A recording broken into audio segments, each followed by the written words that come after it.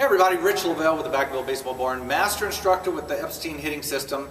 And I wanted to talk a little bit, maybe clarify somewhat what swinging slightly up means. And let me preface it with this. If you've got a player that is either hitting a lot of pop-ups or a lot of ground balls, more than likely it's one of two things. They're swinging down, they're hitting the top of the ball, or they're swinging down, they're hitting the back side of the ball, creating that upward angle. And the one that really kind of throws people off is, hey, it looks like they're getting good through the zone, but they get out in front of them, and maybe if they're a little early, they hit that, they go right over the top of the ball. And here's essentially what's happening, and then I'll come back and explain it.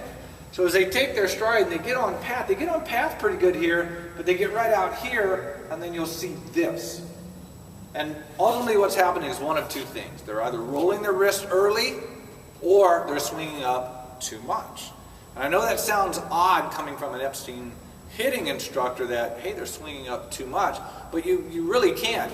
We're not here trying to teach the let's lift the ball up like the big time home run hitters, and they don't necessarily swing up the way that I'm describing. So here's what I'm talking about. As they get into their positions, as they're in their approach position, and they come out to contact, if they're a little early, what's happening is you'll see that their wrists will start rolling this way.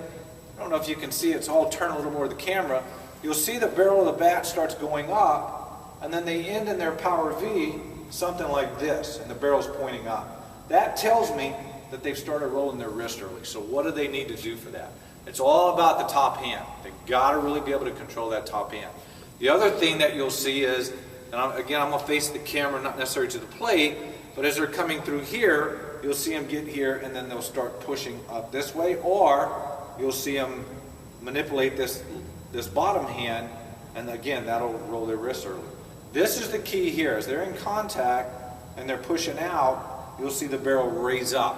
What you'll really see, and it's hard to see that, and almost impossible with the eye, the naked eye, but what you will see is the ground ball. It looks like, wow, they're really swinging well, but it's a ground ball after ground ball. Two things are happening. They're either swinging up a little too much coming across the top of the ball, or they're rolling their wrists a little early coming over the top of the ball, which is causing that ground ball. They should be able to push far enough out with their right hand that if they're super early, they get extended out here and then push through, shoulders turn, and then they finish off with their swing.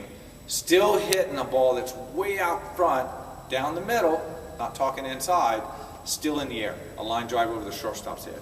Maybe with not as much power, but it's still going to be that little line drive that gets in between the gap between the shortstop and left fielder or center field. Hope this helps you out. Check us out on YouTube, look up at our other videos, subscribe to us, and then give us a shout on Facebook.